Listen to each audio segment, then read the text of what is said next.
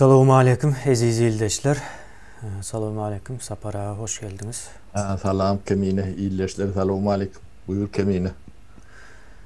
Sapara bugün bir temadan başlap umumi hem mezada değinip geçeli. Son kullanılan tazelikler, ütköşüklüklere de değineli. Bahanasıyla. Yine Or. son bir hepteden beri en azından bizim aktual meselemiz Süleyman'ın vakasıdı. Şu an biz onu öňräkden bäri ýem çykardyk. Ýöne şonu dolu taýýar edýänçäk, o kimler nädip bolupdyr. Ondan soň onuň arkasynda yüze çıkan zatlar gatken. Ýöne biz diňe şu taýda şol nemede Süleymany değişlerlerini çıkardık da. Ve aňarda ýine ýegenler diýen bir neme var, terminologiýa var. O yegenler olma, o hakyky Berdi Muhammed'in yegen olmak mecburiyeti yok. Şonun nemesinde kurugunda aylanyp o seheljik bolsa da o garyndaşlyk ýa-da bir goňşuluk nemesi o ara atnaşyk bolan adamlarym o şu yegenler diýilen o sözüň aşagyna yerleşýändir o. Yani hakyky manyda yegen bolman biler. Şolara durmuşunu görkezdik yine. Hatta ayal maşgalaları näil ýaşaýar. Akıl almaz buların nemesi durmuşu. Indi şu durmuşa nereden geldi bular? Öň ýokdy, soň birden şonuň ýaly o adamlarym çykdy, şonuň ýaly durmuş, ýaşap başladylar. Näme var bunyň arkasynda? Diýilen nemeler hem soramalmy kendiýen Sapara bu taýda. Soňky 10 ýylyň içinde hasam nemetdi de bu. Öňe çykurady şu yegenler diýilen bir gatlak diýip aýtsam bolýarmy kendiýen ona Sapara. Awa soň ine o Süleymanyň sebäpkärleri bar da. Ýa-ni ine söhbet Şarif diýe ine bu oglan kim? Bu yegenler diýilen ýa-ni näme terminologiýamyzyň aşagyna girýän o şahsyslaryň goragyny üpçün edýän, ýani şolara goragçy ýetişdirýän, hatda o ýaşlykdan şu yegenler diýen nämämizi gatlagy o sport tarapyndan taýýarlayan, sportsmen edýän bir näme şahs diýeli, o kişi. Indi bu şahıs eden işi gatyken o bizdiňe Süleymany değişlerini görkezdik yine. Geldik härizwam o Gülşat Gurduwa nädip o uranyny düşündirdi yine şu näçinji ýyllar 2010-njy ýyllaryň wakasy diýdi ýalňyş beýan bolsam. Şo wagtlardan bäri gaty aktiw we işin içinde ekeni bular. Şoň ýaly bir näme bar. Indi bunyň ýene bir gyzykly tarapy bar. Yani Sapara ildeşler. Bu şahısları biz o gözleyen vaktimiz o tapıp bildik de buna hiç bir kıyınçılığım görmedik. Yani biz buna anırsına yetmek istedik. O vaktin nemedeni.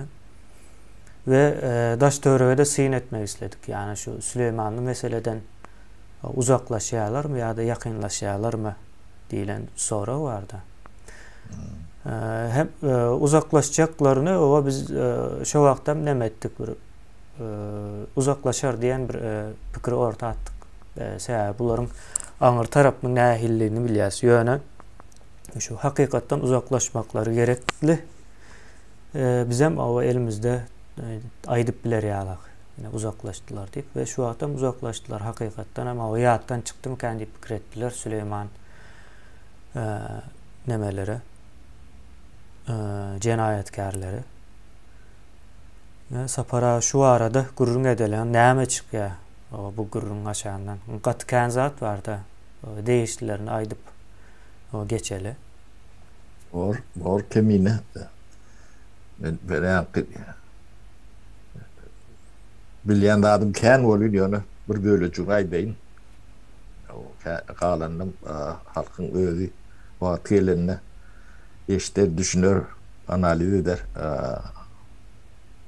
Yani bir adalet deyip bir zat var da. Sen düşmanına gerek gelende de adaletli bulunmalı yerleri var da. Ne Berdimuhamedov'un yani Süleyman'ın ölümü, Berdimuhamedov'un günü, Berdimuhamedov'un maşkalası bilen ya da oğlu Serdar'ın demesi bilen hiçbir işi yok. Ne onu adaletin hatirasına aşağın çıkıp aydiyanlar ben. Bulmasa ben Berdimuhamedov'un doğusum değil. Belki düşmanım benim elbet bulmak mümkün. Doğusum değerli o asaçan. Yani bu dünya hem ne diyorlar.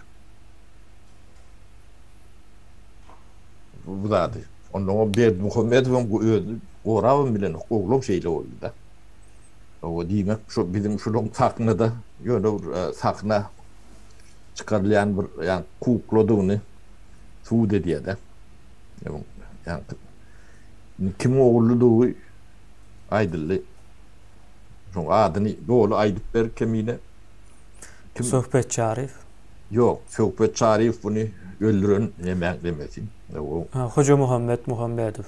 O Hoca Muhammed Hoca oğlu deyip bilinen eken. Ne o hoca oğlu deyip bilinen. Ne şun oğlu bilen urşun, görüşün. Şu oğlunun trenerim yankı Sohbet Çarif. Onu İran Çarif'i benim tek on anısına yeter. O Çarif. Bu Çarif'in öldüreni yeke Süleyman'ım değil. Yine de bir kerde yani şuraya vuruş nemedi restoranım ne adam öldürdü diyen fakitler var da. Ya onun üstüne bararız yuvaşlık bilen. O buranın ederi geçip buranın bir türlü hali var. Yani Türkmenistan'ın içinde. Şimdi bunu ne için aydiyaz biz? Ne Süleyman'ın vakası var arada dünya malumat informatı yarattı. Bunu ayıtmadık, bile getirmedik. Medya kuruluşu yok diyeceğim oraya da. Yani ben aktivist ya Paris'ten evdip göründürüm.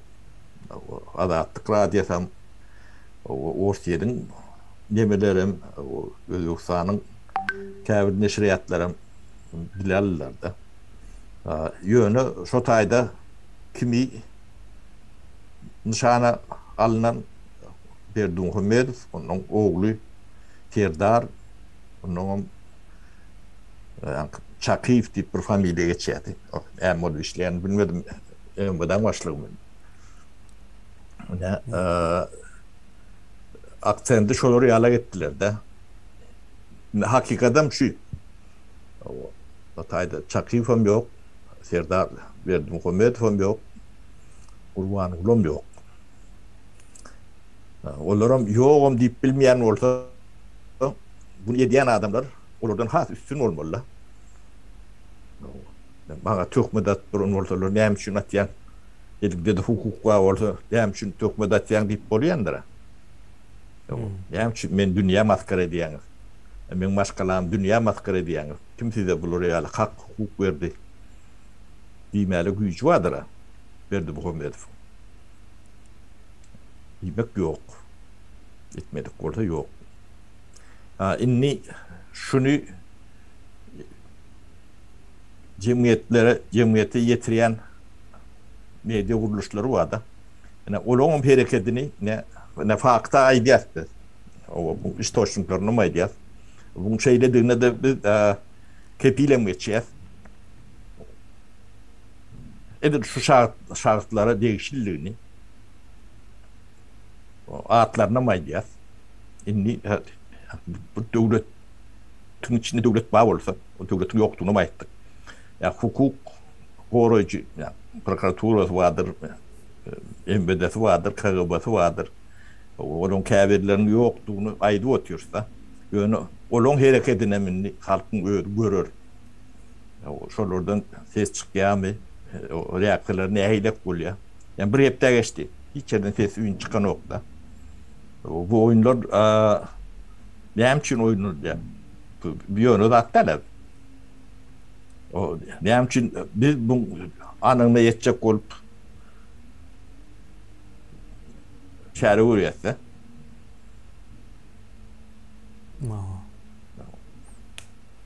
Bular onda hakykati ýüze çykaranda da tez çykaran okurda. Ol bir beýlede dursun. Yani bunun edilecek bolýany soň wagt geçer, garma garşyk bolar, kim urdy. Diýlen bir oýun var da. Yani gözüňe bir çarpık çalýar da bir topar adam onu kim urdy diýip oýun oýlanýar da, öz zaňlygy nemede. Onu kim uran köpçüligiň içinde bilinen nokta.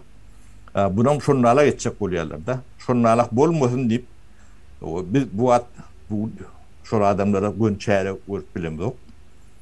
Biz yani döwletiň başyndaky adamlar hem de o elbette olur ýaly hukum ýok. Şolary yani jeda bermek üçin. Misal üçin. Ýöne gelecekde şolaryň hiç wagt ýatdan çykarylmajagyny, şoganyň ýerde galmajagyny halka duydurmak için şunu düýüp barladık. Sözüm verdik. Sözümüzde de durduk. Şu adamlar hakiki günahkarlar. Bu da oyun. Oyunun yeke için oynanoklar, daşında partnerleri var. Daşında gaýtam o oyunun esasını emesini daşında oýnapýarlar. O spektakly daşında oynayarlar. İçinde o sesini çıkarma. Ol neme yine köpürcük meselesine gelel sapara yine daşında o oyunu yine köpürcük bilen oýnaýarlar. Köpürcüğüm näme bolýar? O jemgyýetiň köpürcüğü diýip at var sapara köp bulanýan sözü. O kirli neme diýmek o şo bir iş edilecek olsa şo taýyny kirletmek birinci. Köpürcüğü şo taýy üýşürýärler. Başdaky ýene köp aktivist bolup çykanlaryň hem köpüsiniň şo köpürjükden owa bolmagy neme hayran galdyrjy we gynandyrjy bir ýagdaý. Neme kemine bu atlaryň hemme jetiniň taryhy bardyr.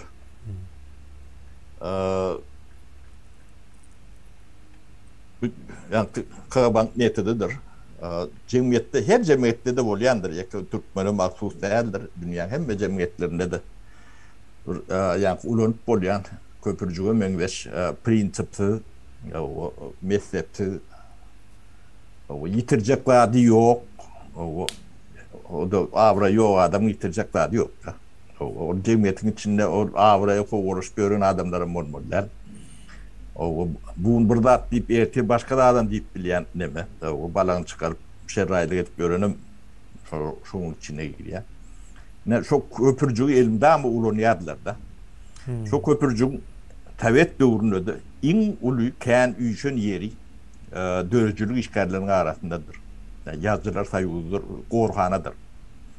Ya artistlaň teatr neme aýdypçylaň üýşen ýeri bardyr. Olum hemmejesi proyektden näler o bek artistlerinde madır, yazılarında madır. Olar gırada durýandyrlar, ýöne şoň içinde atmosfera şolurýarlyktır. Yani Sovet Türkmenistanyň nemesinde iň kirli yer yazılar taýydyň içidir. Ben öz kakılymyzyň, dogonlymyzyň içinden şu taýlardan kän biletligimiz var da gatnaşyp nemet gören emedimiz. Bunun köpüsini 80-90% tanıýarsa, gowsunyň tanıýar içinde gülýala adamlar vardır, beýik adamlar vardır. Olara söz ýokdur. Ýöne şoň içinde beýik boljak bolup gören talantly nemeler vardır. Olaň bunu diňe şolar ýalak hereket etmedi başga çörek ýok şol. O ine ne şonu ulanırlar. Inde daşına çıkanla da ben näme üçin aparýsa goşulmadym näme men şolong bir däşdin altysyny gönül bilýän ne. O men şolong bar ýerine hiç wagt Ben dostum yollaşım Türkeşip görün adamın cenazesine de varamokta şo bağ olsun. Şolur bağ olsa şolur yalağada. Olur hep vaatlardan baydı otuyoruz. Birbirler yemedi ben biliyorum da. O Türkmenistan'da da şonun alak. O yollaşımın iyi de düşük gelenlerine de şuraya alağada iyiden alıp gelme ya da özümüm gelme diyedik de. Yani öyle gelenler de yıkmaçılı şonun alak. Hem de tanılayan adamlar. Yani hiç kim bilmeyen, emetmeye deyip öğüdlerine emet gören adamlar oluyor. Türkmen, beş öğüdülür. Beş öğüdü Türkmen'in niyetinden adam çıkıyor. Yani neyle adam çıkıyor yani. O tinet gören adamlar Türkmen katı tinçidir. Katı kovu diyendir. Bunlar tam tıklığı alıp emedi versinler. Bilmeyen zat derdir.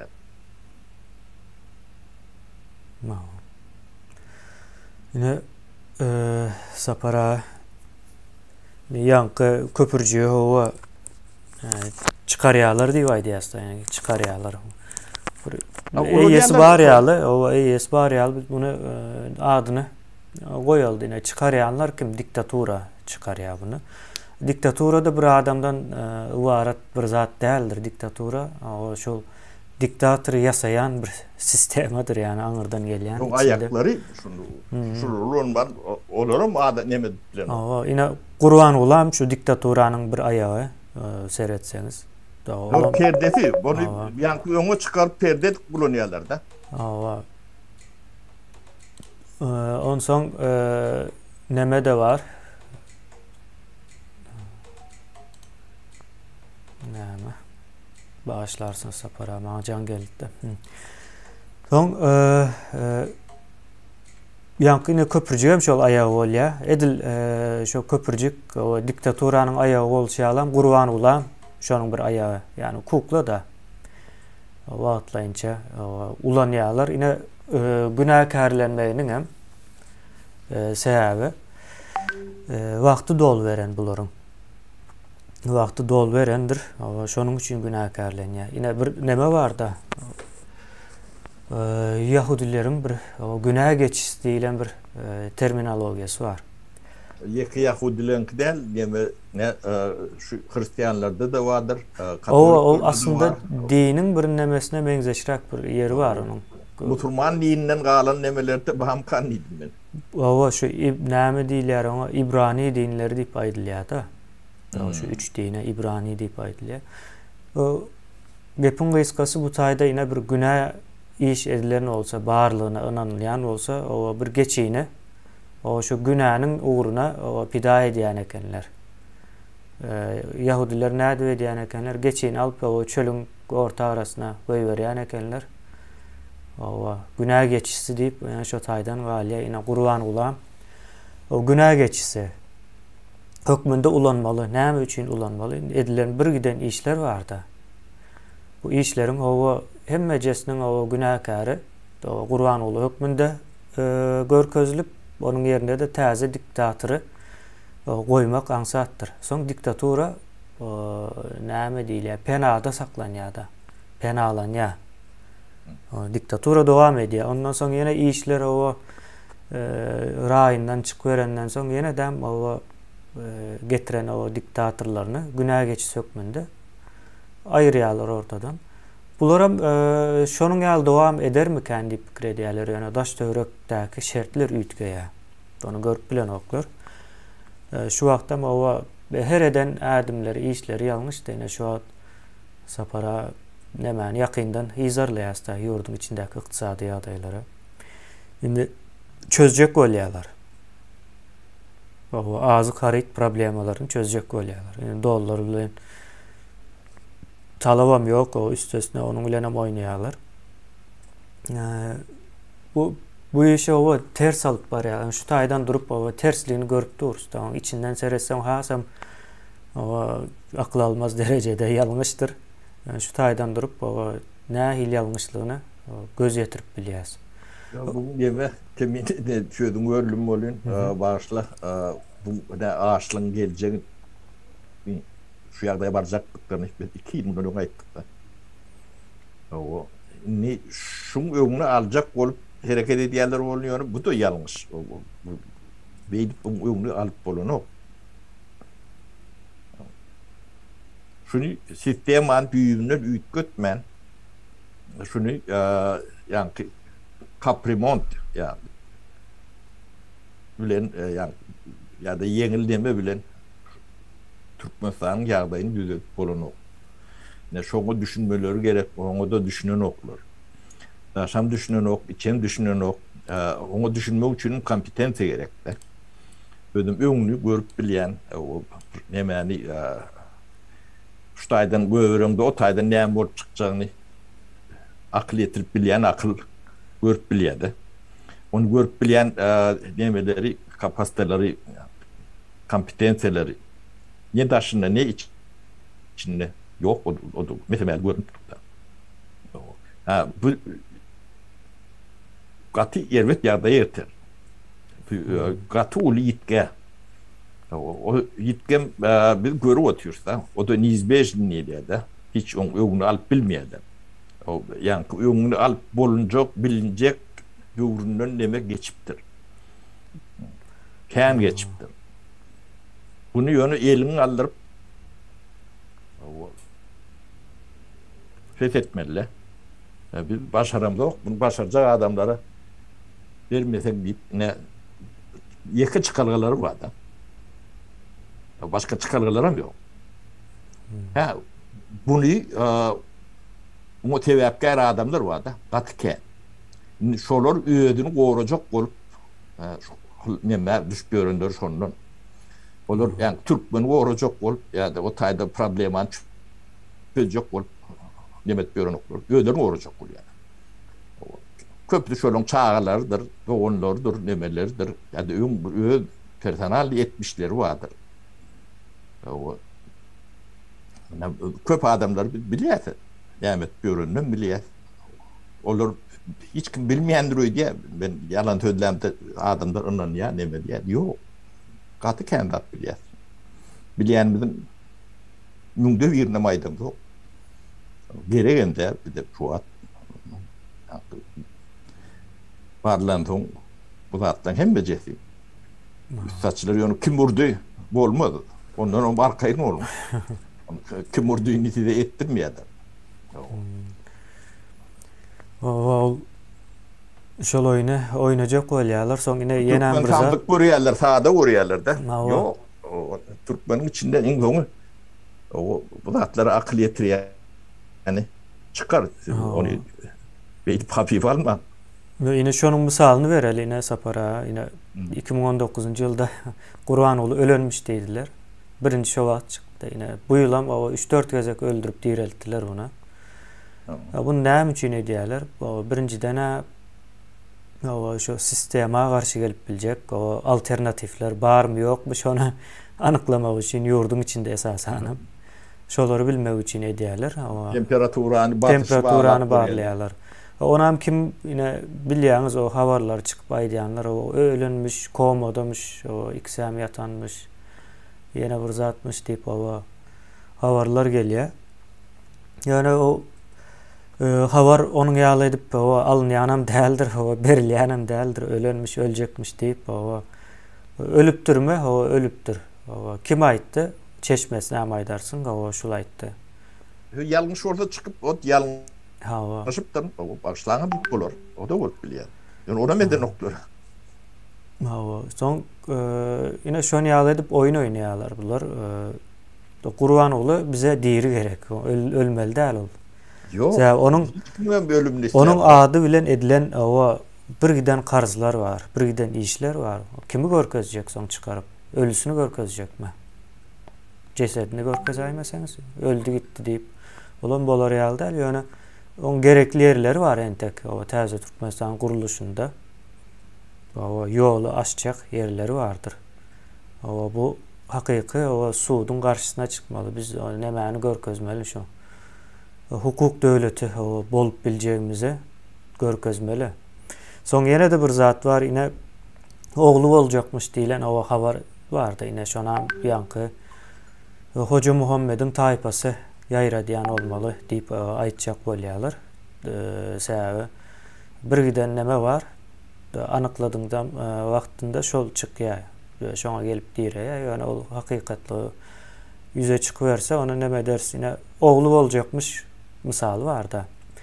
Ýyldaşlar birinciden o oğluny Türkmenistanyň başyna getirmek diýmek, o Türkmenistanyň daşky o döwletler bilen ara gatnaşygyny gowşatmak diýmekdir. O häzir karz alyp bilmeýän bolsalar, oğlu gelse gelecekde hijem o alyp bilmeýär.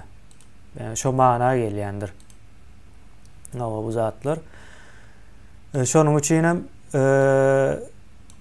oğlu bolsa o bizim işimizi hasam aňsatlaşdyrýar. Yani o Türkmenistanyň içine girme, o Türkmenistanyň ýa-da içindäki şu wagtky ýagdaýy has agyrlaşdyrjak, yani ykdysady ýagdaý. Yani. O erwet neme, o yüzle pikirlenmeli däl, onu ýöne ýörüýte şo temperaturany barlamak üçin çykarýarlar. O halkyň gazyny nemetmek üçin ýöne aslında o başga bir nemeler döreýär, işler alınıp barylýar o taýda. Şo zatlar o düşünmeli. Ýokma suratda o sahnanyň arkasynyň bar boljagyny pikir etmeli. Ol günlük neme mikän diýip pikir edýändir diýilişlerimiz. Bu ertir ýerden turup bugün näme bolarkan diýip pikir edýär. O 1 ýyl, 2 ýyl, 10 ýyl soň näme bolarkan diýip pikir edýän ýyldaşlarymyz ýok. Bizim vatandaşlarymız şo nemeden uzaklaşypdyr. O günlük ýaşaýanlygy üçin o pikirlenme nemesem yüzley bolýar, yüzleyleşýär, ýani wagtyň geçmegi. O günüberlik pikirlenme hem günüberlik bolýar da. Ýene on ertesine düýnüne o bir gün hasaplanyp da bu işin içine. Olar hem o şondan peýdalanjak ýalykrak bolýarlar. Olam bu saatlardan soň ýöremýär o işler. Ýene şonuň ýaly biz o işe şol tarapdan hem seretmeli. Kemine ne biz şu bir ikini näme döretdik. Yani daşı içi tapağı yok. Yani Türkmen bir samsyk hiç sada düşünmeýän sada o adamlardan ibaret diýilen Türkmeniň öňünde şolarak düşünje bar eken. Oňum aňarsy gaty uly betbarçylyga ýetýär. Her kim ýani eden etdi.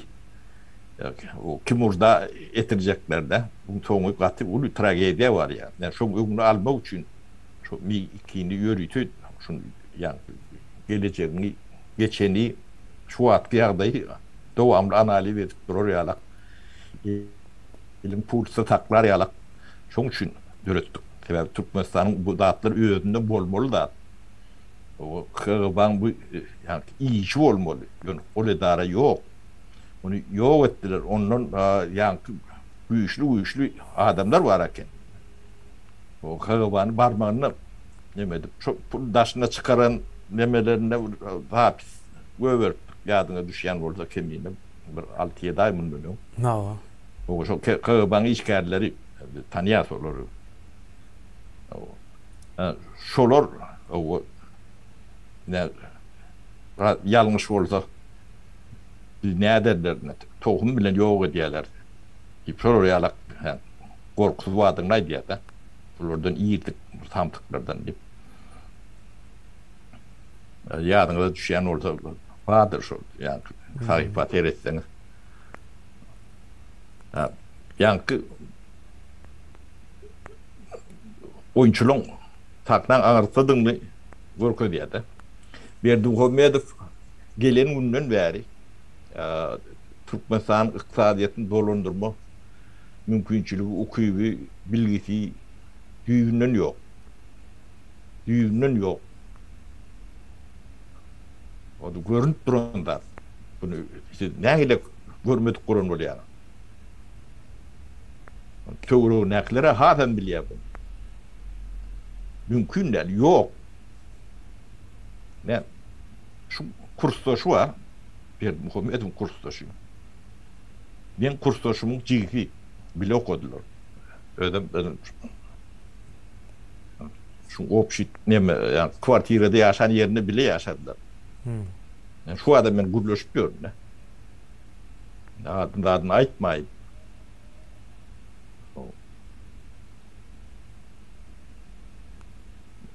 Estukan niliyede. Estukan. Taç. Burada adam ayıp bilen oktu diye de kullap yemedi ben bilen oktu. Öğüdün düşündürüp bilen adamın belli. Ekranda da görüyorsun da yani sağ olsun diktir var. Şu diktirler olmadık olsa bulur ne haylek kurur. Vatan havarları ha. O devlet dolandırma ya iktisadı hata etme, nemetme, öňünü görme, eýletini görme, beýletini görme. O da atları düýünden yok. O hünär boýunça da yok. Yine de şu akıllı olup hünärini başarayan olsa yine de bir ýaşy ne aýlak başarayan onu bilemdik da. O devletin nemeti kän bilgi talap edýän, kän akıl. O akıl yok bolsa devlet ne şunki yani Türkmenistan'ın düşün ýagdaýyna neme diýendir. O aklım Türkmenistan'ın yok belli. Badi beýle respublika lonkdan bu diýer ýagdaý var da. Ýöne nomenklatura näme diýip o klişe neme dip o ýazy şo taýda ömürlük etjek bolup olary ýok etdiler. Şolar ogry diýdiler de. O saadetini yöretip gören adamlara. O şolar yervet, o şolar ne diktaturan şolar yatadı deyip. Hem de aýdylan dağıtlan nemeti 180 gradus tersinedir. Näme aýdylan bolsa, şunu çenli taknalardan aýdylan dağıtlar vardır. 180 gradus tersinedir. O nomenklatura deyip Türkmenin naýbaşy yankı ödüm katı yuku katlak şu katlak yok etse Türkmenistan ne şu ýagdaýa gelýär. Şoňu getirdiler. Nämen şu görejük yankı adamlara diýenler o haýwana yani çalsak deme var. Doňu. Adam neme demokdan. Ne şolong yine de bir kana wad bira öllü. Şofrat Kadir diýenler. Yine de ort kiriflerim var 4-5 tane. Türkmenistan'ın akıl nemelerim, kuratörlerim ne? Allah yine Näme Serdar näme ätdiýär adın? Serdar Durdyýew mi? Oo.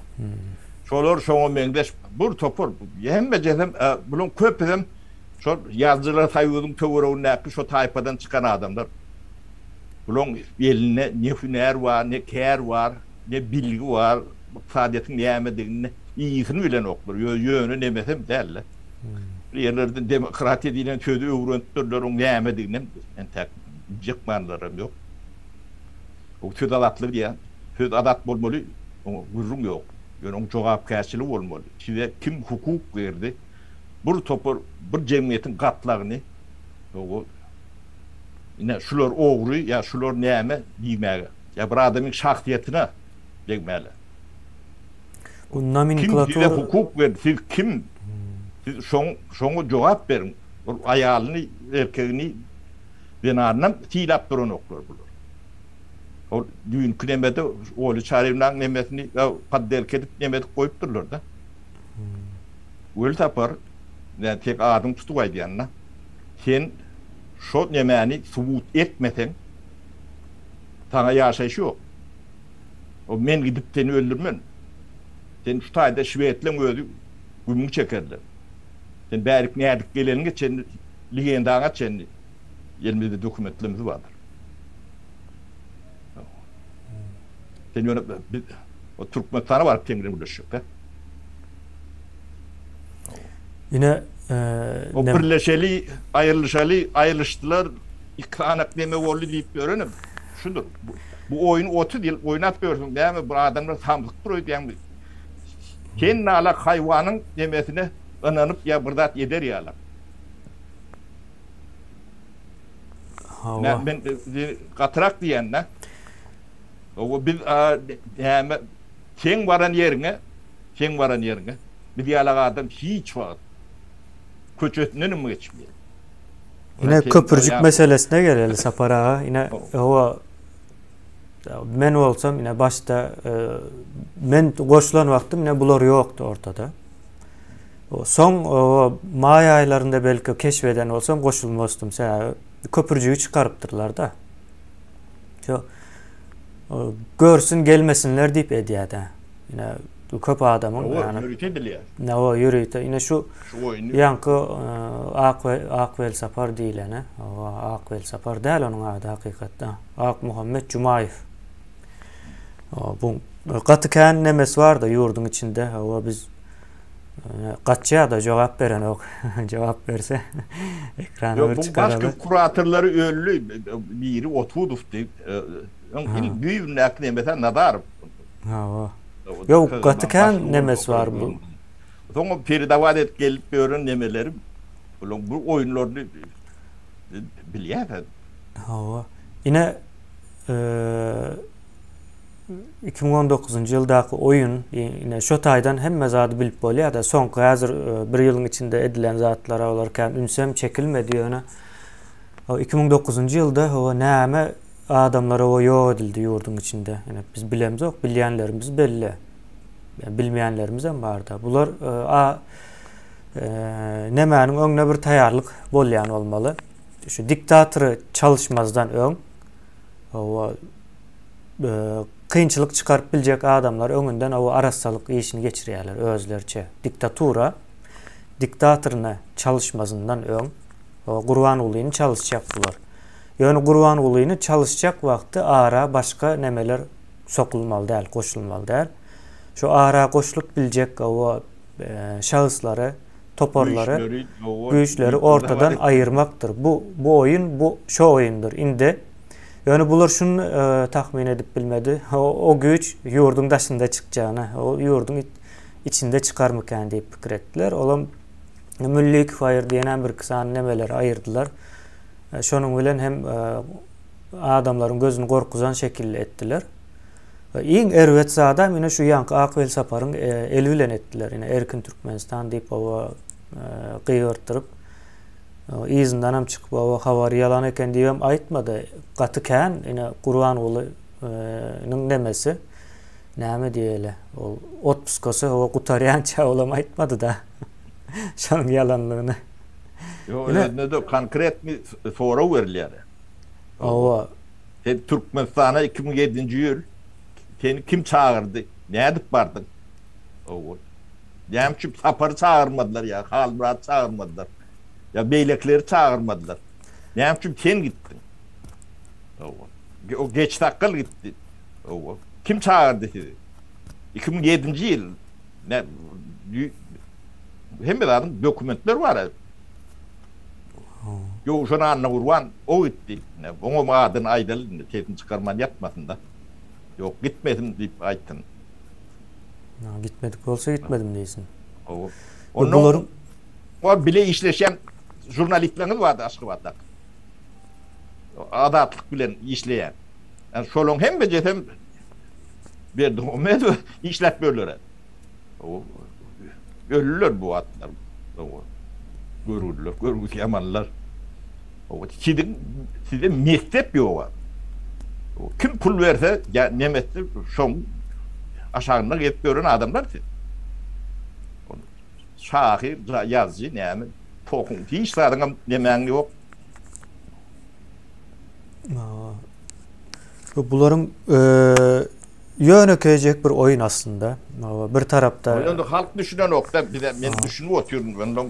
Bu zatları aýtmaly da mizah edýän de. Halkyň öňüne çykyp öz araňyzda gyrlyşyp görün ýalak demäni bularň isleýän şo da.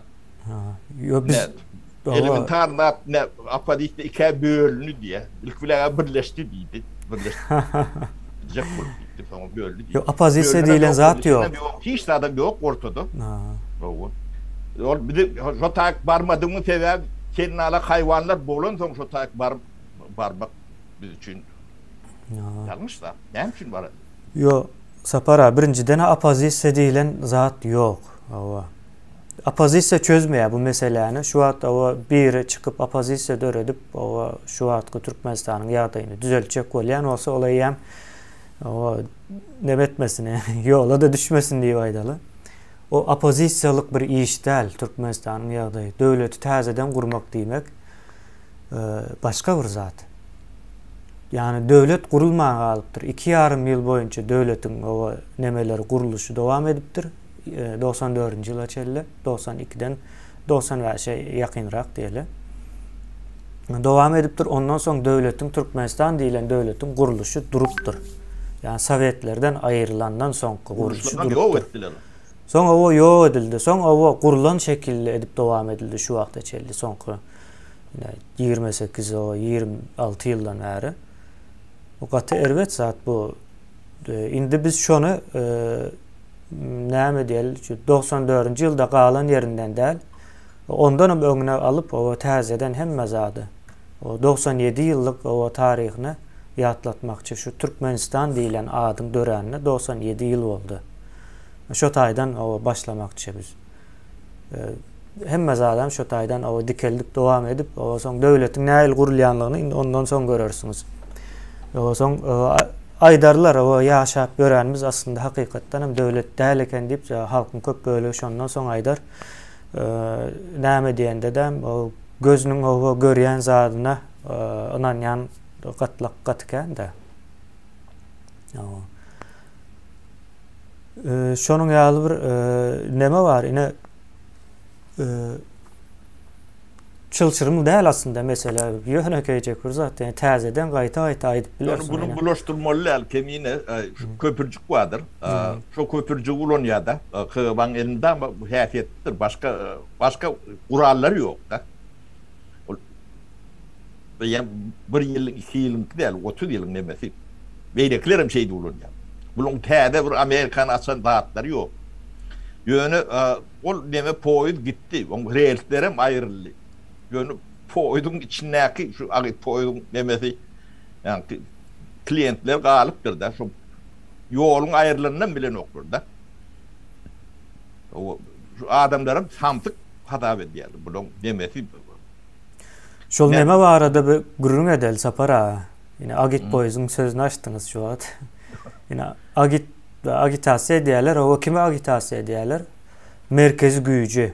Yine komünist rejimlerinde o elmydamy merkezi güýç vardır. Yani komünist partiýasy diýip ad bereli. O şonuň propagandasyny edýärler. Yani agitasiýasy diýeli ýumşakra edip aýtsak. Şonu edýän guramalar yazıcılaryň üstülen edýärler. No, yani sağdandalar, memeler şolar olur yani. Yazıcılar hem hava kimin nemesinden geçýär köprüsünden, KB'nın köprüsünden geçýär. Şol nemäni etmek üçin. Olam iň yalaka, dönük diýeli hava nemeleri seçip saýlaýar. Sistema şonuň ýaly. Filtr goýýarlar, şo filtrden diňe ýanky ak saparyaly, iç möjekli nemeden geçýär. Yine Şorungrik kanalı vardır. O içidir. Erkin Türkmenistan'ın daşıdır. Indi yakın wagt içi bilen daşı meňzeşi olacak onun.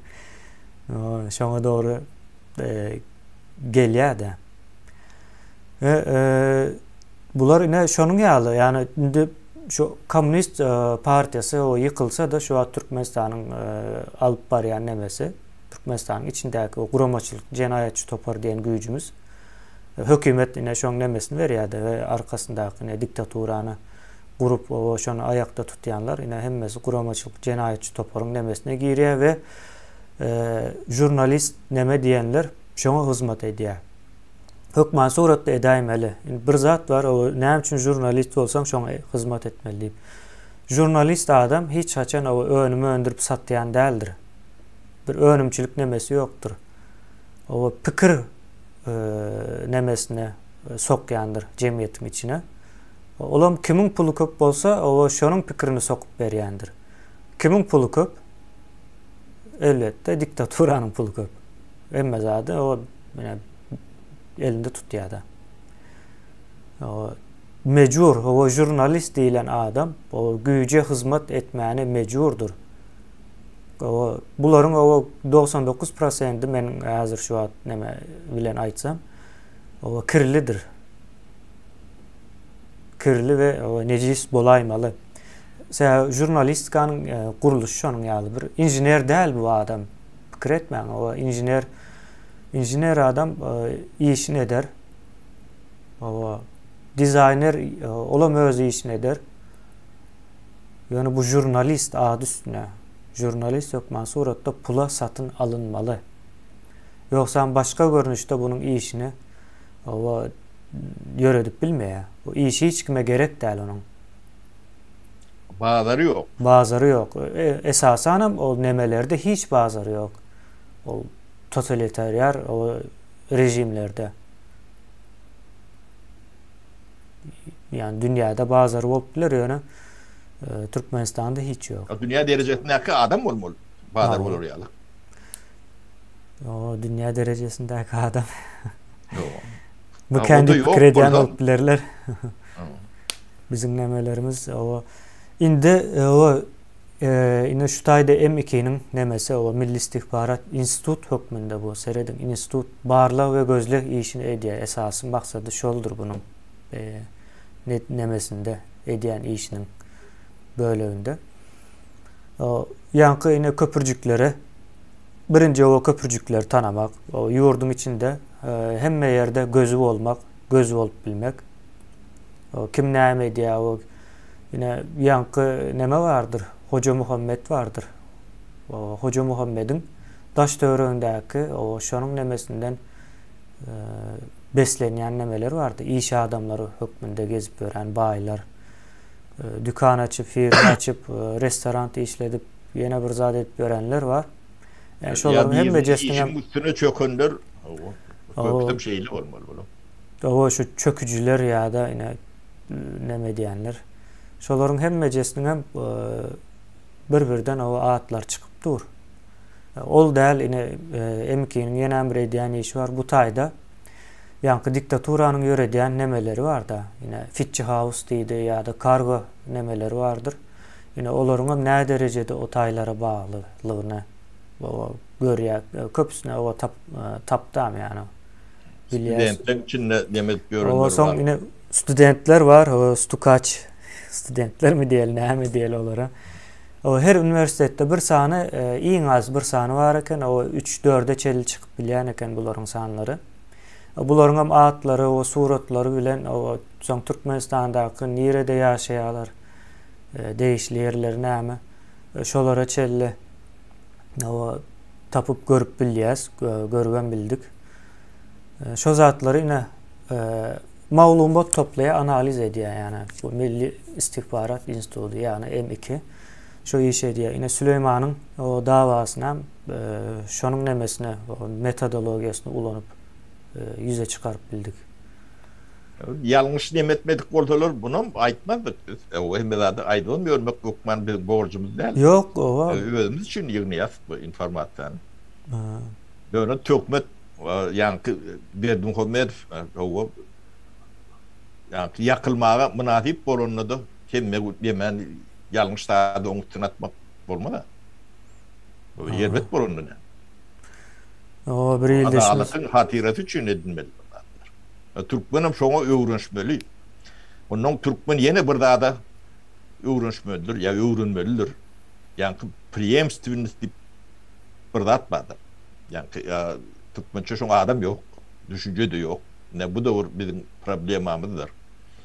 Yani döwlet her sapar yol baş täzelenende hemmedat täzeden başlamalydyň.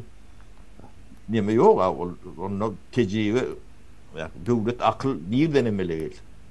Bu da atlan hem meclisinin preemstiveness olmalı. Elbet tecrübe de.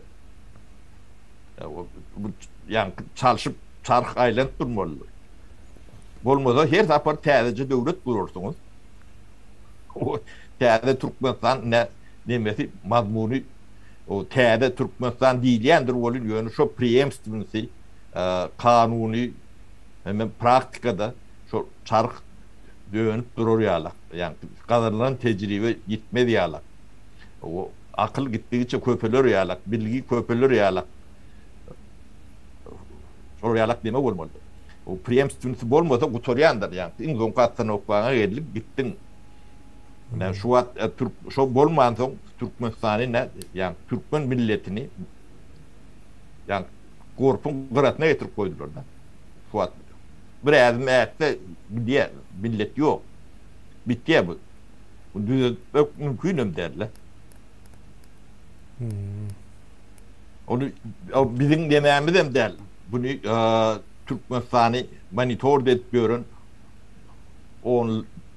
Onlarca yıl seyretmiyorun spesialistler ayırdı. Düzelt bolur yalak yok değil. Biz şunu düzelt çok korkuyoruz. Onun sen bu köpürcük bilen ya bu topur cahil bilen geçecek ladın yok. Anlarsın vetbağçılıktan başka getirecek yerin de yok.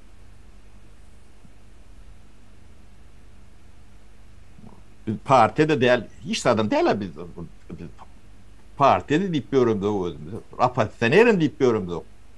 Ya çözmeye, o zatlar çözmeye mesela yani. Bunu siz böllük, nimetlik, bu nimet yok, hiç adam yok. Birleşen yerimizde yok, ayrışan yerimizde yok. Ayrışan yerimiz yok çünkü birleşen yerimiz yok.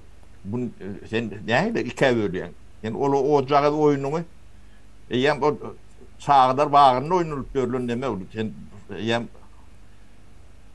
o zatlardan geçmeli adam olun düşüncen çok köyünün nemede kalıptır. Amerika turan sözüm kalışı yala. Kuratırlar o pulu neme töle ya. Yöne yere töle yani olmalı. Bunlar öğrenim olacak olbet ya. O pul tölenme meselesi hem hava kılın ucunda bunlar da indi. O cahillikten düşün ben demedik böyle de. Yani bu yani son anarsanız olun yönü geç olmağı mümkün de. O son yine bir iyileşmemiz yazıptır. O taze Türkmenistan'da jurnalist gerek olmaz mı diye. Gerektir teveden dörer. Burada atılan hem beceti o ben kar yok oldu. Ahlaklı jurnalistika Sovet nemetinden soğum Sovet nemetinden yıkılan soğum şuunu çenli post Sovet nemetinden giyinişlerinde yok diyeceğim oluyan da. Yok şu vardı yine jurnalistikanın döreme prosedurasını seyretmeli. Bir okuğu var mı bunun yine Türkmenistan'da? Yok o. Bolanda da yok yalık da yani yok. Buların da nereden dörede? Bular yine Kıbı'nın elinde dörede. Kıbı'nın yok, elinde gerek dörede. Yok çok ne diyorlar fakülte jurnalistikada adlı bir bölüm dil edebiyat nemetinden olmağı mümkün. Onun görüdüş maktadı bağda. Şu propaganda nemetme için, bulunma için yani Sovet nemetini yani parta ağ altın değdirme için yani Türkmen'i düşün oraya haydi vereyim de parta sizin ağ altınınız, baktınız, geleceğiniz deyip pakta yıldırdılar o yüzyıllar. Şu halkın beynine sındırma için. O ağ altın nerede, pakta nerede? O nerede ağ altın olsa yeriniz appak ne şor. Ekolojik katastrofu. Halkın giday. Çölünüm tapan yok. Gözüm agrar devlet. 60% yani %60'ı yani 60% o ocakla meşgul olan bir yurtta çölünün tapan yok. Ya utanacak orada şu atlardan utanın. Nadanlar. Siz yani utanıracak ya demeyecek adınız ağzınıza çiğnep veriyekler. Ne şu da atları bilmeyen olsanız bunu 30 yıl bundan onun belli de atmış. Sizin nomenklatüra diyen katlanı var. Şu adamlar şu adam şeyde bilen adamlar. Şunun için yer su reformasını Bahadır kadın geçmeli şu at kekelep böyle ehli Türkmenistan karşı kan şunu etmeli etmedeniz şular yalak bolya deyip ortaya çıkan adamlar şular. Son ortaya çıkanını aydıp bilyanında yok. Yemen yok. Hırınız yok. O yani bilinmeyen ne de derler. Kemine. Yani hem meceten böyle yani ekrana da çıkmalıydı, radyoya da çıkmalıydı. Hem meceten yazılan, podulan onu eğer bir yerde. Ödüm edilen zatlar hemmecesi devlet statistikasına vardı. Yani onun görkezmeye korkup onu yok ettiler de. Devlet statistikasını yok ettiler. Hemen kavir şifreleri işten sonra yattın bileyenler. Hava şu pasport meselesi hem şol yine. Ona mı ayıp geçeli? O pasport meselesi kompetensiyelleri yok. Şunun başka da hatta nel. Şunun cehaletin ağır başıdırlar. O çözülme diyalak neme de derler. Tedavi şu koronavirüsü aydıp bilen o. Hem için aydıp bilen o. Cahil. Cahil. İndi taşına 60% halkın taşına çıktı. Hem becerinin pasportu çalışmalı. Bunlar nerede boynunu alsanlar. Yani pasportun bir neme adı var. Bir kitap neme kaptalı neme bağlı. Halkara neme bağlı. Şu taydan neme geçiyordu. Hem de Türkmenistan'ın içinden geçen vardı. Bunlar doğru onun bağlı yeri vardı. Şu taydan çözüp bilen o. Yani onu çözecek olsan 60%'ın taşına dığına boyun almalı oluyor. Tabii o tayda görünüp bu da var. Yani bu sebebi şu, başka lokan sebebim yok. Edilmedi alakta adam der. Yani ben böyle şu da atları kılıklanıp pasportumun tek yetekli ay bolon yemek möklütü var da. Onunla da gidip göreyim şunu gidip var pasportun çalışık kayıtında. İşte sistematını doğradım. Ne demedilerini doğradım. Hiç de adam değil. Yani şuna da akıl yok. Ne içinde ne dışında. Bu pasportlarını uyuşturup adamların ağıtlarını yığınıp neyemedip maskara oluşup böyle. Yok pasportların o berden pasport verse bunların hep demesi yalanı ortaya çıkacaktı. O ne adam dışında ne için dışında bunlar. O verilen malumatlar düğünden yalan çıkacağı için bu zatlar. Onun dışında verirse yani o devlete girdisi olmalı. Peçadı olmalı. O tayda da dava çıktı. Sonra çıkıyor da orta. Son yine bir illeşimiz neme soraptır. Nomenklatura näme demek deyip o. Sopara ona manisi näme deyip soraya. Nomenklatura ne yani devletin nomenklaturası değil ya da devletin bilmedim mi nomenklatura ütköş zat değil nomenklatura deyip bir de ulanamda oktuk öz dövrümüzde. Ne şu long tap görün demesi ne yani ya öz neme de ne yani stamp koymak için nomenklatura deyip demedi ya da. Abi her adının bir nomenklaturası bolup bilyen, nomenklatura demek ne bir gromo demeksen şu da birinin yani işaliyan beriyen demesi oldu çok nomenklaturasına adam değil ya da. Ne bize nomenklatura diyen olsa bizim devletin nomenklaturasına adam.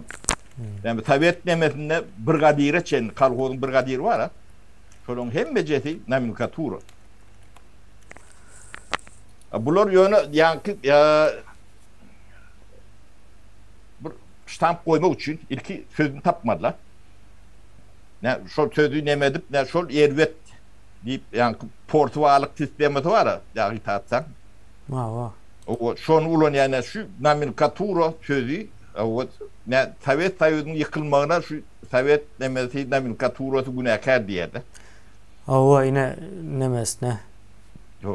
Biz yok şu ideoloji frontunun emesi günahkar derler şu yani şu injinerler demeler günahkar o nemeken o seyrettim ne manisi ol neme diye şu bürokratlar yani injiner nemeler o şolar o değişli yani ideolojiyanın dışındaki o bürokrat yani yok yer bamkan ne bürokratı bolmadık neme devlet bamkan. Yok bürokrati demek o devleti işler demek. Devlet işlerini alıp barayan o adamlar, şahıslar. Yani Sovyet demesinde yine şular şu yani şu tayfa diyenler ben yazıcı şahir o yani jurnalist propagandist diye adın doğru tutoyun. Şular yani bürokrat sözünü söğünç söze vurdular da. Nomenklatura sözünden söğünç sözünü. Bunun halkın beynisine şey demedi beriyerler de. Ha o şol sistemanın yıkılışına günahkar, halkın açlığına günahkar, günah geçişi manasında ulan yani Sovetnemede yine berde bir ildeşimiz yazıyor o. Öz özünü çıkarmak demek diye de o öz özünü nere çıkarmak? Yok, nomenklatura demedel, nomenklatura yani yine şu tözüken ulunun adam değil, nomenklatura. Kimin nomenklaturası? Yani orga derlerde deme oluyor da kadırları yani şolor kardinir de diyediler de. Yani şolun nomenklaturalarında adam olmalı. Nomenklatura değerli adam, vazifeli adam olsa nomenklatura değerli adam yok da. Şimdi işe diyen adamın spesialistlerim hem mecet nomenklatura. Ya bağışla. Şonu o nemekende. Onlar ervet adam olmalı. Yine şunu düşündürüp verdiler. Onun ne hem de ervet olmalı. Ha, devlette işleyen adam oğru deyip çıkardılar. Ha, Niyadıf'tan kalan adam oğru demek oluyor da. O Niyadıf oğru değil yönü devlette işleyen adam hem meceti yani oğru. Yani nomenklatura hani onun bürokrati korruptaner bilen dengeştirip yani o hem meceti devlette işleyen adam olsa hem meceti şu diye de. Ne devlette işlemedik adamlar şular arası o halal adamlar diye de. Ne şulon yani oynayan oyunlarının yani demeleri şu kodurları nemene yine bir ildeşimiz yazıptır o bürokrati demek baylar demek diye. Yok yankı ildeşimiz yazıyor. Yok bürokrati demek baylar demek değildir o. Onda demek senin nomenklatura diyen sözüne de o beriyan maniyem kabul edilmiyor. Sen yönök bürokrati sözünü o bilmeyen ekenin o ildeşimiz o kim bolyan olsam Ahmet Mahmut diye. Düğünden yanlış o bürokrati demek o devletin dolandırış nemesinde işleyenler. Yine spesialistler. O bir yere varıp spravka alacak olsam o yine şu tayda da bürokrati vardır spravkanı. Beriyan o şol berme nemesini ortaya çıkar yani. İşi o dolandır yani. Siyasetçinin dışındaki o devlet nemesindekiler. Layık değildi ya, liyakat değildi. Profesyonel demeni yürüyen adamlar bürokrattır. Bürokrat bolon için o bürokratiye bağır değildir. Bürokratiye bağır olan için bürokrat vardır. O şotaydan o düşünüvermeli. Sovet nemesini yine o tayda yani gaykatını hat çektirilen bürokrati var da. Yo Sovet Soyuz'un bürokratiyası düğünden yanlış var zaten. O şotaydaki maniyin ulanyalar. O oligark neyme yene bir zat. Menzeştirecek olyalar oligark manilarına. Bürokratiye ervet zat diyen yalar. Sebebi işi kıyınlaştırıyorlar. Aslında bürokratiye işi ansatlaştırma için vardır. Şu sözler bilen İden Türkmen'in yetişen kadırların kırdılar. Semine bu anlatında ul cinayet yatandı. Bu Niyadıf'ın edip bilecek günahından hem kendi günahdır. Yani bir cemiyetin aydın katlığını yok ediyenler. Bu cemiyette ömüm bu lokanda atıyorlar. Tepeden yan çıkan Türkmen. O Karayü'den çıkanına 20-30 yıl olan Türkmen. Yanı yetişen bir katlağı var. O da katı yuku katlağı. Ne bürokrat nomenklatura deyip bunu yok ettirdiler. Onu ne için yok ettirdiler? Niyazı yaşatmak için. Ne şol adaletli o galanım oğru. Kilem çok için elbet yaşayanız deyip. Ne şol demeni veriyorlar. Onu yürüyüt edilen de atlar bu oyunlar. Yani propagandanın priyomları bu. Sovet propagandasının priyomu. O son yankı nemeni yine maydayn sapara. Yine şu bürokrat sözü kommentlerden okuyan da katı yanlış manada olan yani e-devlet deyip bir zat vardır. E-devlet demek. Yine şol e-bürokrattır. Yani devletin işini ediyor e-devlette. Şu an Türkiye'de böyle yurtlarda yaşayanlar bilyendir. Her türlü spravkanı oturan yerinizde telefona girip alıp bilyeniz. Yine şol bürokratiyadır. Yani elektron görünüşe geçendir bürokratiyanın köp böyle köp yurtlarda. Yine o Sovet Soyuzu'nda bürokratiya näyle işliýär? Paraxorluk, işin etmeýärler para almak üçin kıyınlaştırýarlar. Ondan soň bürokratiya elbette erwet bolýar. Ýöne o bürokratiýanyň erwetliginden däl ol. Ol Sovet Soyuzunyň erwetliginden gelýär bu zatlaryň hemmesi. Sistemanyň erwetliginden. O sistema düýünden ýalňyş bolan üçin o taýda oturan bürokratlar o pul gazanmagyň nemesine giripdir derdine.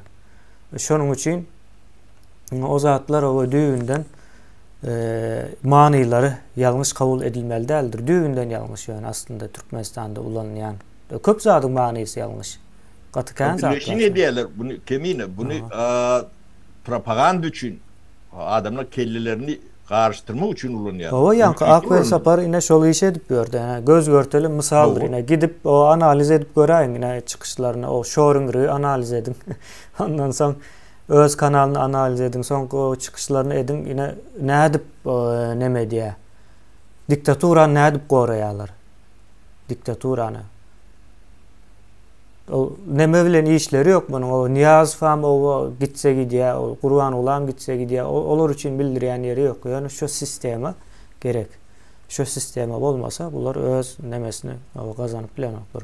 Onu esası oğurları hiç kolayını var yani neldir? Ne Hoca Muhammed deydin adına. O. Ne şonun ulu oğru ne soňky 10 ýyllikda ýok Türkmenistanda.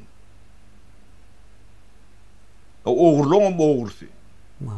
Şu adam dan neme berip berýär da şu biznes ähli Ahal welaýatynyň biznesi şoňa apşak töläp berýär da. Yani türmelerdäki neme bolşýarlar, ýeral dünýädäki ýalar. Türkmenistandaky bütün bizneslerin ahallaşmagy şonuň elinde. Onu beýleki oblastlarda da şu ahaldan adam ýiberýänler var. Yani şoň adamlar şol hem beje. Ödem Berdimuhammed şoňa da adet bilmeýäniň etaat sebäbi şu ahaly bir unda aýaga galdyryp bilýär da. Yani tücari nemäň usulen. Ya da yani iýmit gelmedi ýala edip bilýär, gelir ýala edip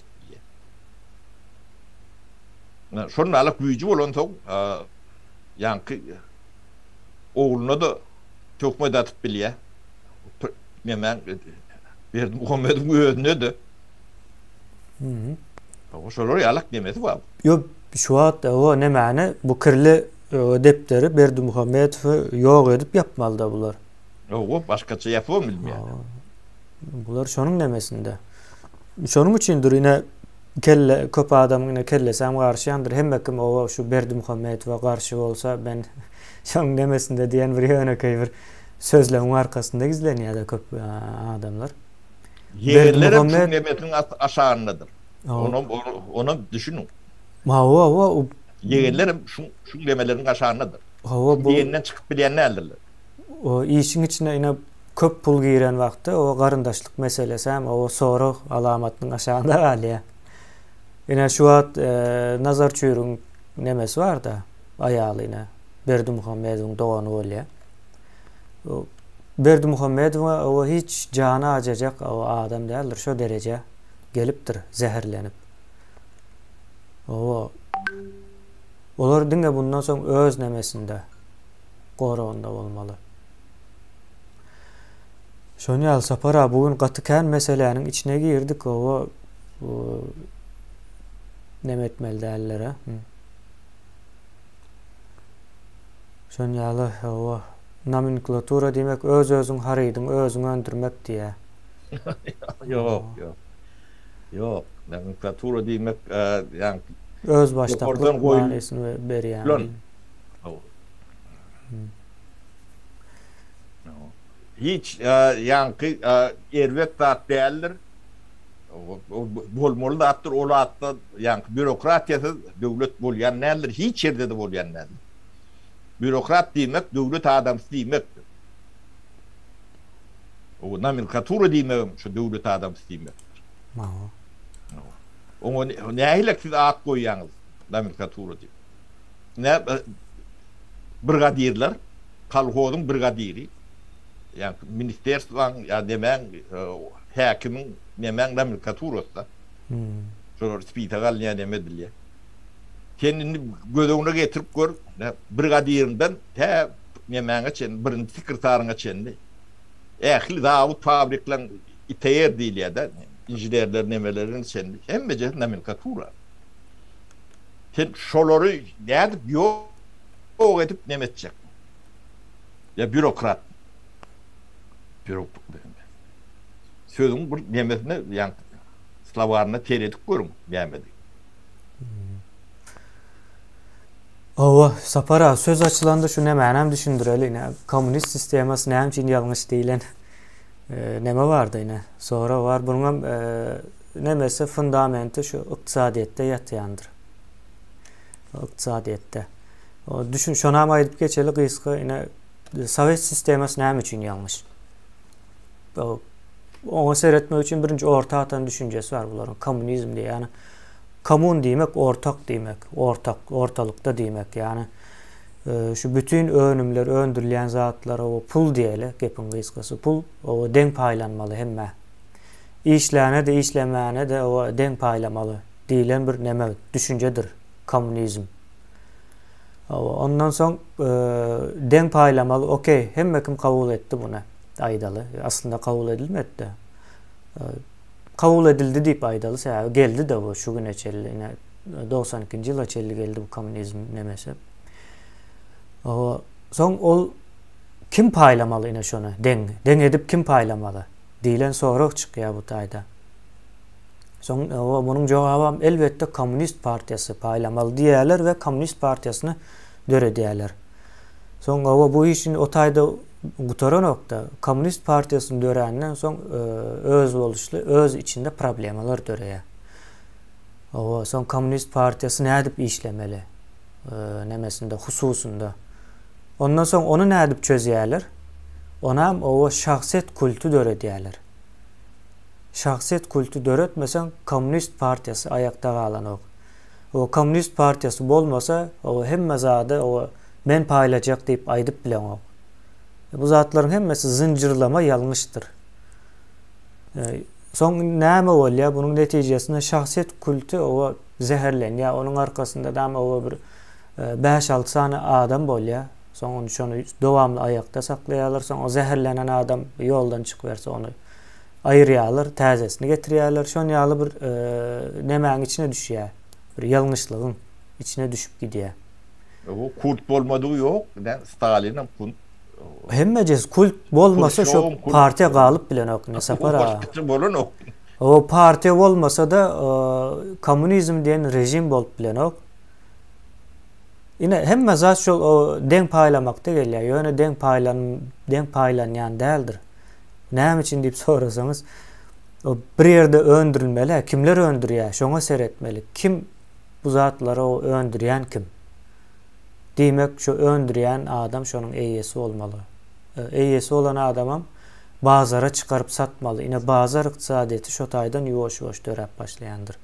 Her kim öz öndüren zatına özü baha koyup çıkarıyor. Yani alıcı tapıp bildiği muktarça o aydalı en yukarı bahadan satıp bildiğince sattıya yine şu olan bazar bahası olayandır. Alıcının nemesidir islerine göre bazar bahası bellenyendir. Talabının nemesi de derecesi var da. Yani şu zattan uzaklaşsan o komünizme gidiyen. Komünizme gitsen hem yine diktatörler döre diyen. Türkmenistan'ın yağda edil şunun o şu 70 yılın 30 yılda kıyıska nemesi. Kıyıska forması.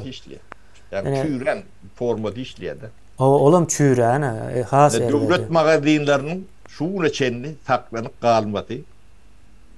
Ne şoň üçindir. Ne sizin şol komünizm böleginiz şol. Onun ýa-ni ılgotny ýa-ni döwlet magazinlary diye onun paýokluğumuz vardır, nemeleriniz vardır. Şu komünizmin taklanıp kalan nemesi. Bunun ayrın oklar, şu gowu diýip sebäbi o taýda ýa-ni ardan bahaly neme berýärler de. O kommersiýa nemeden tapawdy var. Şonu yapman ýörüýti saklaýarlar. Tedi şuroryalyk ýagdaýa getirmek üçin. O şu magazinleri yapmalydyň halk örüoktan ederdi. Yani yapmasaň hiç adam bolanok da. Ne o taýda bolýar, ne bu taýda bolýar, ne aýlyňyz bolýar, ne günlüğüňiz bolýar. Şunu bazar iqtisadiýatyna doli yarım geçip bolanok da. Doli geçmen şu meseleleri çözülen o. Çözmesi mümkün değil. Kim gelsin? Gelse. Tapaw yok. Şoň üçin sistemany düýbünden nollon täzeden gurmaly. Şoň üçin täze Türkmenistan diýip. Başgaça şu çözüm ýoly yok. Men şunu ne profesional adam bolup aýdýan. Şuň başga çözümü yok. Ya hemmekşe deň mümkinçilik töretmeli. İşlemeli deň mümkinçilik diýilýär. Yani hakkı den olmalı. Biri bu akıllıdır, başarılıdır, görecülüklüdür. O yolu gidipler, bayam olup bilen. Beyleki başarmayandır. Başarayan nedir? Onun hiç tadı başarayan yokman eklemeliyle daha da yok. Yani onu da doğru düşün. Hiç tadı ekmen hatırını orma diýilen da bolýan nedir? Çok çünüm kär hüner diýetler şonu bilimi okuy hüneri ýöne goýýar. O hemmekşi eli kärli, hünerli, bilgili, kesel adamlardan yani invalid ya da dawna mawna keseller bolýar da o görüllere dama hosar çıkalmady, satal nemeler bolmaly. Pensionerler var. O galan işlemeli. O özüm gowy işlemeli. Hüneriňiz ýokary derejeli bolmaly. Ýa-ni gowy hyzmat, gowy öňüm, hili öňüm diňe bilgili, hünerli adamlar eli bilen döretip bolýandyr. Başgaça dörýän nädir özünde? Ol Sovet demesinde dawai diýip bir söz bardyr. Şoň nomenklatura diýişen söz bar, şoňa meňzeş dawai diýerler. O döwleti dawai diýilýär de. O sen wedipe bellerler, sen şuna jogap berýän diýerler de. Sen dawai, sen bermeli diýerler de. Men göz başymdan geçenini aýdyp bereň. Ben howujuluk ministerstva ministeri bellerlerine 2 hepdede geçen oktu da. Beni Bağokulif diýip zampret bar. Şo çağırdy. O minister Kamadrok'a gitdim näme. Ýen çağırdy ýanyna bardy. O kalkodlong 60-70% bergili milyonlap bergiler var. Hemmece bu işini şuňa diýdi, sen jogap berýän diýdi. Sen günäkär, sen jogap berýän. Ya şu diýdim ben kepde bolanok. O ben ýokarymda diýdim minister var. Ýok diýdi. O minister ýokkan sen jogap berýän. Sudatları düşünmen berýän adam däl. O diýdim. Ben jogap berýän ordum. Onu diýdim reform etmeliydim. O näme reformasy diýdi? Hususy eýçilik geçmeliydim. Bazar iqtisadiýatyny geçmeli. Başga çözüm ýok. Onu etdi diýdi.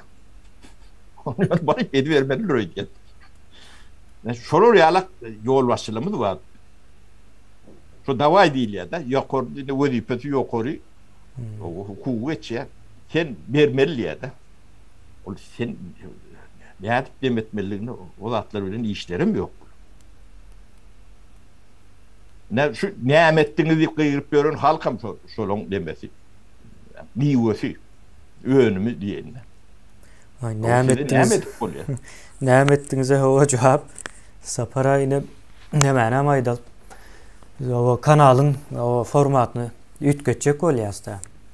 O indi biz ütgetmekine bizim elimizde soň ine habar formatı o geçip gidip başladı. Indi biz hem ütgetmeli. O gaty zat edilipdir. O bularyň hemmesine ütgedip yetişýän bolan o.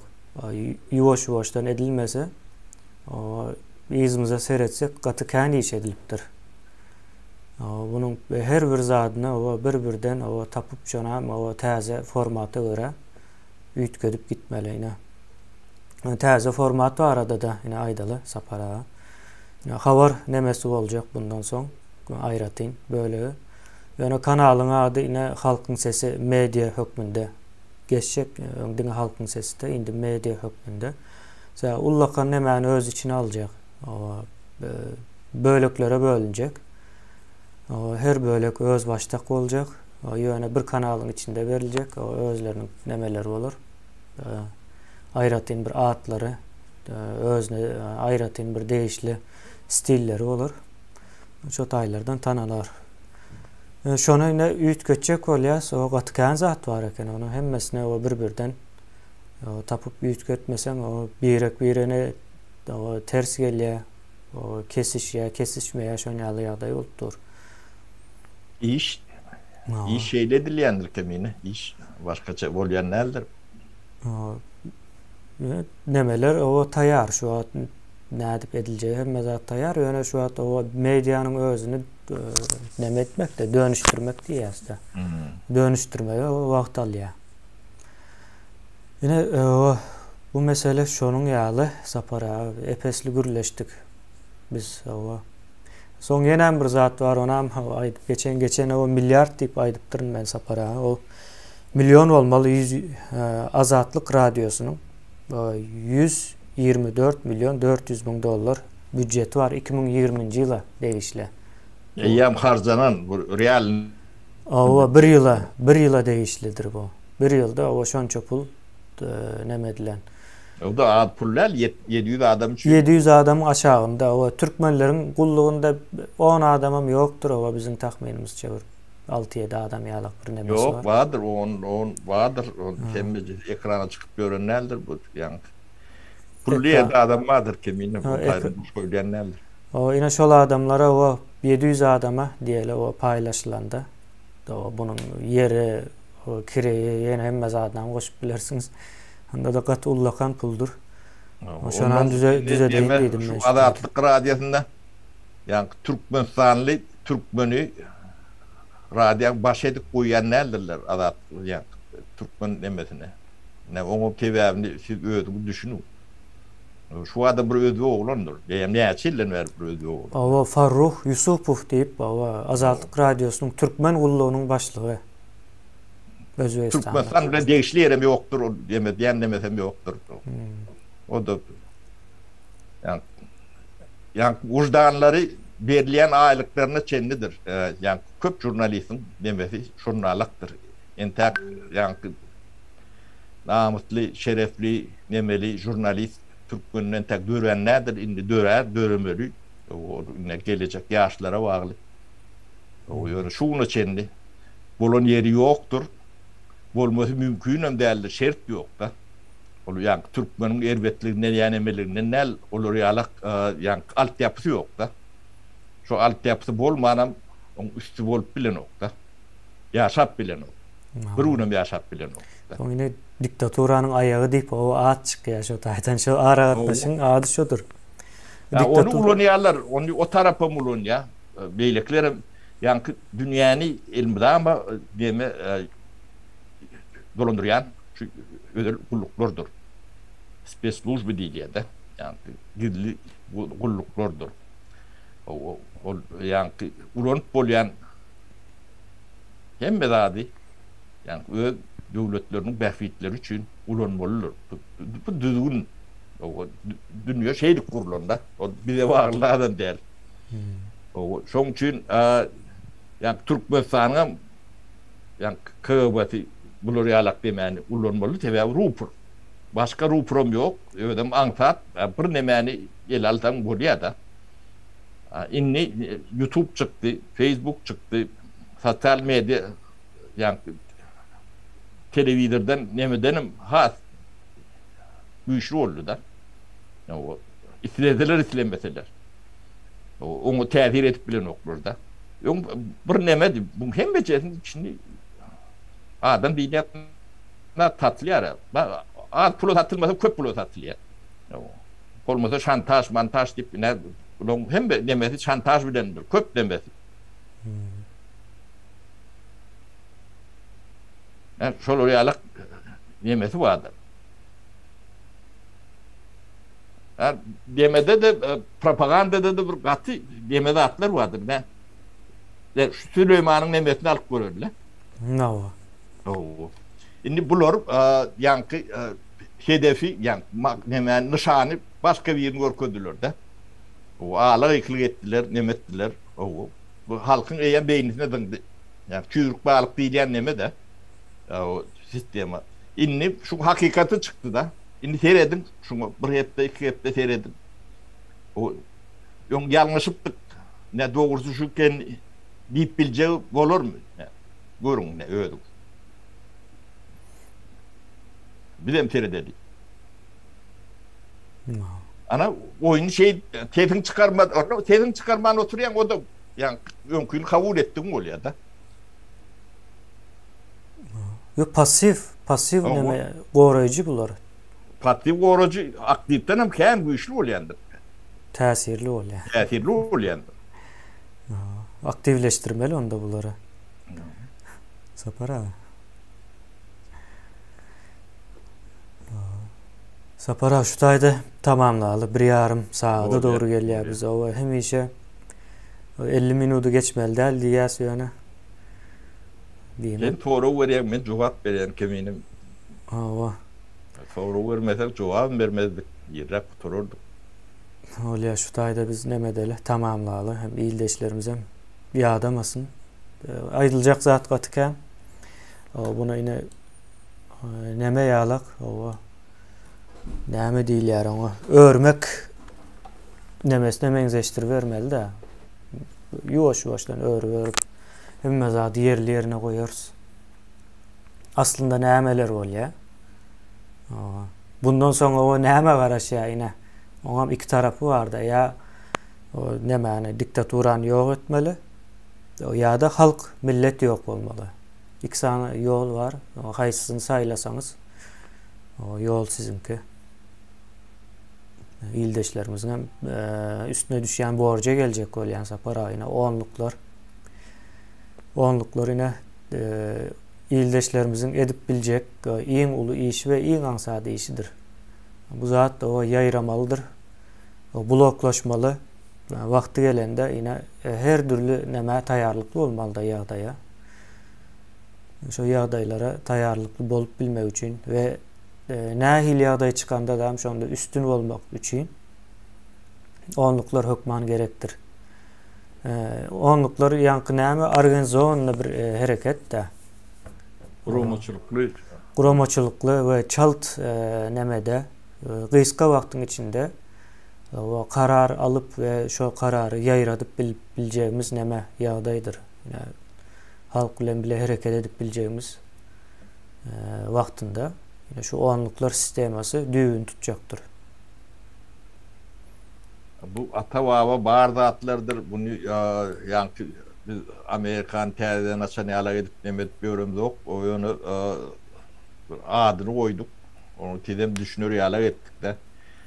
Yani iň önemli zat yani şu oýnalýan oýunlary o başyňyzdan geçen zatlary düşünmäňiz yani görüşüň 70-80%'tir. Yani ýeňişiň büyüdür şu. Sizin düşünceğiniz, sizin üstünüzde nähile oýnalýanlygyny, indiden aňryk oýlanjokdugyny düşünmäňiz ýeňişiň 60-70-80%'tir. Şoňa düşünen günüňiz bu diktatura diýilen zat ödödi. Yani bermeli. Yaşap bilmeyeceğini ödem düşünýän. Gel öneme Berdimuhamedov şu döwleti bundan aňryk gowu tarapy 2 santimetrim äkip bilmejegini gaty gowu düşünýär. Ýöne çıkalgazy ýagdaýda da. O tebe aşağınaklarım görüp gözünden uyuşlu. Olağım yankı şu düdölse şu tayda kellet alınca adam katı kendi. Olur gorunmalar. Bu da atla üstü açılacağına hiç şüphesi yok da. Katı kendi adı üstü açılır. O siz entek düşmanlarını emmecen tanağında o. Onu tanarsın. Onu sizden yığışırlayan, bukulayan da katı kendir. O akılını yetmediğalık onun kardeştirendir. Yani şu yankı. Köprücük. Hiç akıl ayalak demeler bilen. Ulan oyunlardır. Ödlerim şu ağlarının çıkan da adım 180 gradus tersidir. Şu yüreklerine akin aydiyandirler şu bolcok zatın. Onu biz öğrendik. Hemmedim şunu alak.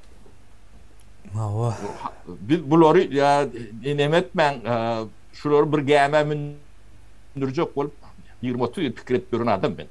Hemmedim bir gäme mündürdük. Şu köprücükden soň bir gäme münür. Bilmedik. Münüp barýarlar. Ýalňyş münönen badyr içinde bolun. O da öýlerden görmediler. Eýdetini beýledini teretip bilmeýän bolsa. Ýagdaý şeýler akdyr. Sapara. Boldy edeli şu taýda. O illeşler saglypda görüşelim. Sağ olun Sapara. Sen geleniňiz üçin. İýildeşler sizem dinleýäniňiz üçin sağ